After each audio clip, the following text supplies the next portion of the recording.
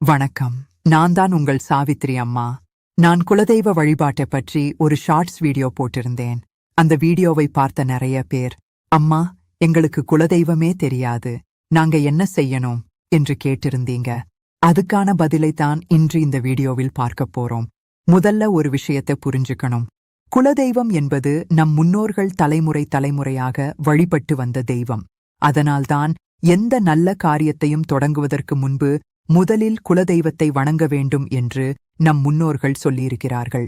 ஆனா காலப்போக்கில் பல குடும்பங்கள் வேறு ஊர்களுக்கு குடிபெயர்ந்ததாலும் குடும்பத்தில் இருந்த பெரியவர்கள் மறைந்ததாலும் சிலருக்கு தங்களுடைய குலதெய்வம் என்ன என்பதே தெரியாமல் போய்விட்டது. அப்படின்னா என்ன செய்யணும்?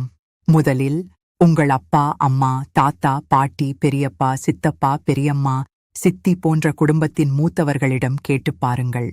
பல நேரங்களில் அவர்களுக்குத்தான் இந்த தகவல் தெரிந்திருக்கும். அப்படியும் தெரியவில்லை என்றால் கவலைப்பட வேண்டாம். வாய்ப்பு கிடைக்கும்போது திருச்செந்தூர் முருகப்பெருமானை மனம் உருகி தரிசனம் செய்யுங்கள். முருகப்பெருமானிடம், முருகா, எங்கள் குலதெய்வம் யார் என்பதை அறியும் பாக்கியத்தையும் அந்த குலதெய்வத்தை வழிபடும் வாய்ப்பையும் எனக்கு அருளுங்கள் என்று மனமாற வேண்டிக் கொள்ளுங்கள். முருகப்பெருமான் ஞானத்தின் வடிவமாக போற்றப்படுகிறார்.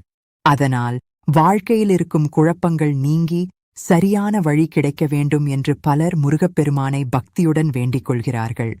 அதே நேரத்தில் உங்கள் சொந்த ஊரில் இருக்கும் உறவினர்கள், குடும்பத்தின் மூத்தவர்கள் மற்றும் தெரிந்த பெரியவர்களிடமும் தொடர்ந்து விசாரியுங்கள். பல குடும்பங்களுக்கு இப்படித்தான் அவர்களுடைய குலதெய்வம் தெரிய வந்திருக்கிறது. ஒரு விஷயத்தை மட்டும் நினைவில் வைத்துக் கொள்ளுங்கள். குலதெய்வம் தெரியவில்லை என்பதற்காக கவலைப்பட வேண்டாம். உண்மையான பக்தியோடு இறைவனை வேண்டிக் கொண்டால் சரியான நேரத்தில் சரியான வழியை இறைவன் கண்டிப்பாக காட்டுவார். இந்த வீடியோ உங்களுக்கு பயனுள்ளதாக இருந்தால் நம்ம சாவித்ரி அம்மா ஆன்மீகம் யூடியூப் சேனலை சப்ஸ்கிரைப் பண்ணி பக்கத்தில் இருக்கும் பெல் பட்டனையும் அழுத்துங்க.